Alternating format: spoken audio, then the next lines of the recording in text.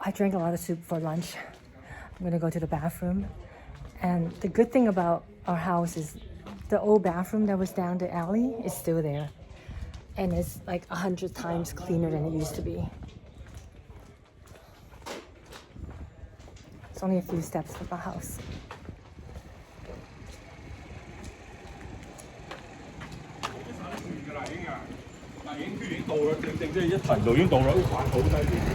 I love hearing our hometown's dialect, Sakiwa. When I hear it overseas, like in the US, in Chinatown, when there's a Sakiyan, like the chicken vendor in Oakland, Chinatown, it's so heartwarming. It just gives me a feel of like, Gahyeong is like your hometown. Anyway, this is the bathroom. Amazing, isn't it? Amazing. Stalls. That did not exist back then in the 1970s when I was living here. There were just slabs of cement separating each area where people could pee or poo, and everybody can see everybody else. It's like a communal event to go to the bathroom.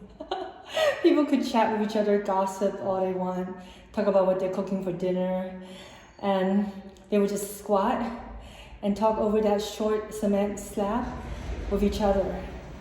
And then they could usually, I think there's a bucket to like run the water down to wash away your poo, or maybe once in a while somebody would come in and wash everything away.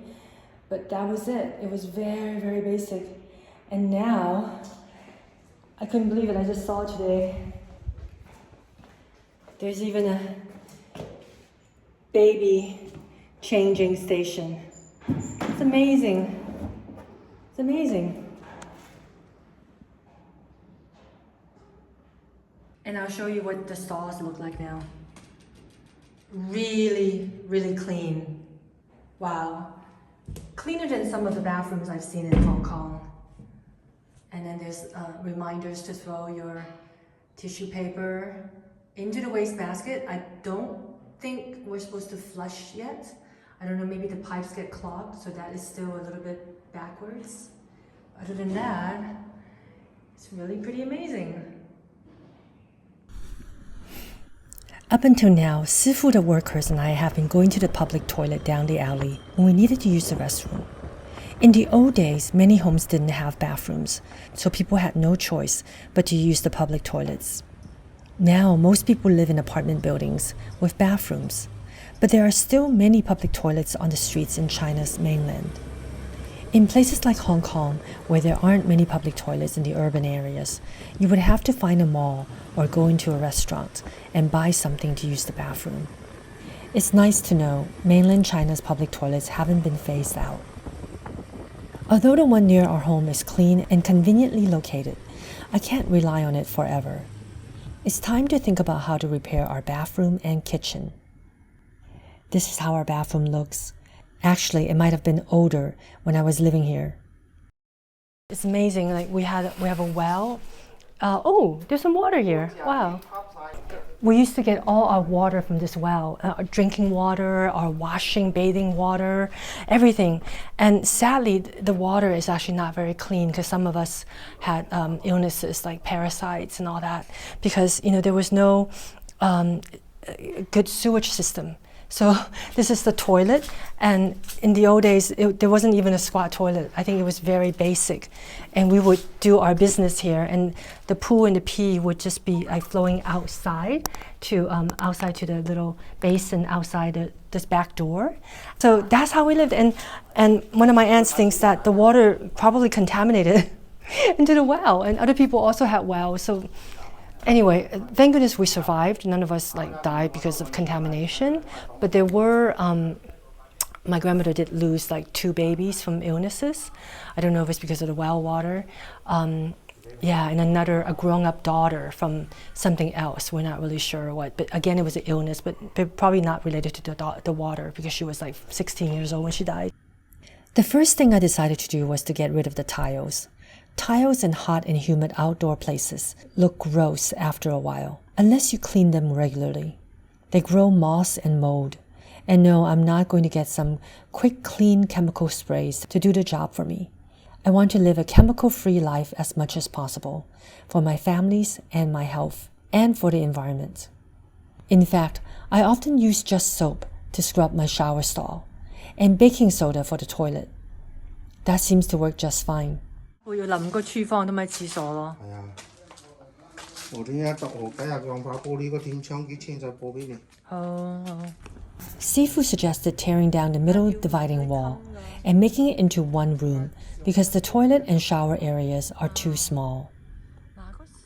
I'm going to follow my Sifu's advice and combine the toilet and the shower stall into one bathroom because it's already very tiny. I don't think we should have two different ones. They're tiny.